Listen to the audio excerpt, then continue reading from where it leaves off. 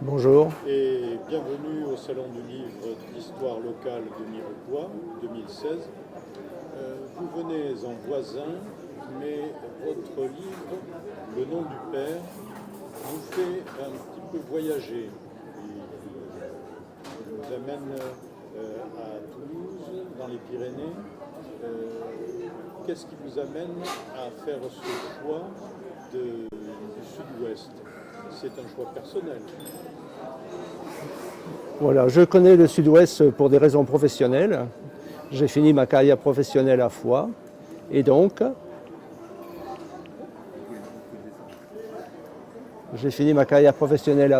pour des raisons sentimentales, je me suis installé en Ariège.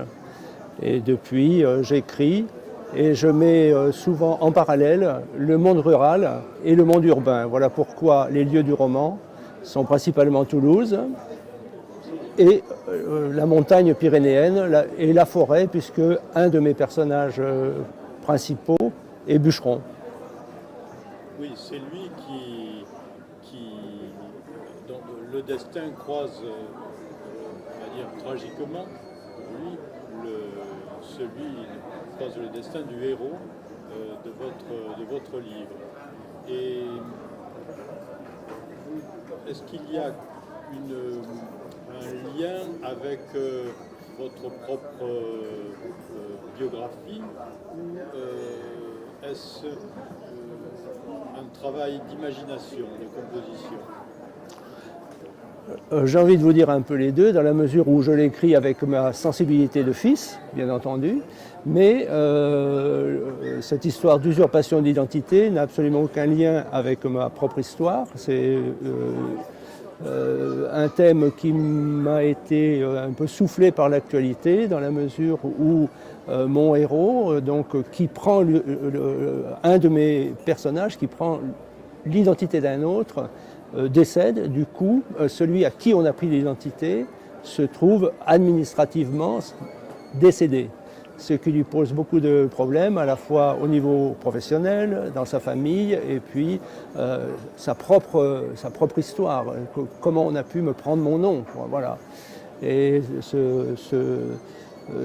le lien entre l'usurpateur et l'usurpé est fait par une jeune femme à qui il arrive de nombreuses péripéties malheureuses, mais qui, par son énergie, sa soif de vivre, réussit à donner à son enfant un nom, voilà, puisque son problème, c'était de donner un nom qui ne soit pas le sien à cet enfant. Il lui fallait donc un père, et c'est toute la trame du roman, en fait.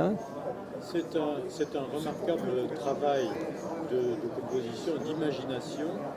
C'est très complexe sur le plan psychologique. Et partons comme je disais, du croisement de deux destinées d'hommes mûrs, et votre livre aboutit à un épilogue autour d'un héros qui est un tout jeune enfant qui est, vous pensez, qui peut être enrichi de ces deux adultes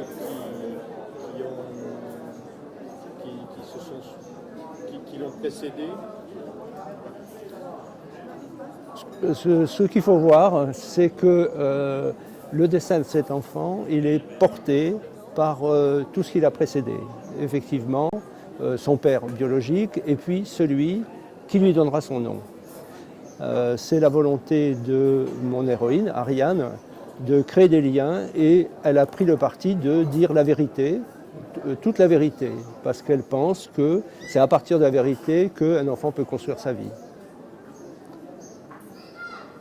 Patrick de Merlin, c'est un livre que je recommande à tous nos lecteurs, non pas ceux qui exclusivement s'intéressent à notre région, mais c'est un livre qui a un thème très intéressant, très original, qui touche toutes les personnes qui s'intéressent à la psychologie, à la filiation, C'est une étude de mœurs remarquable et je la recommande vivement à tous les lecteurs du Salon du Livre de Mirepoix. Je vous remercie. À bientôt, Patrick. À bientôt. Merci beaucoup.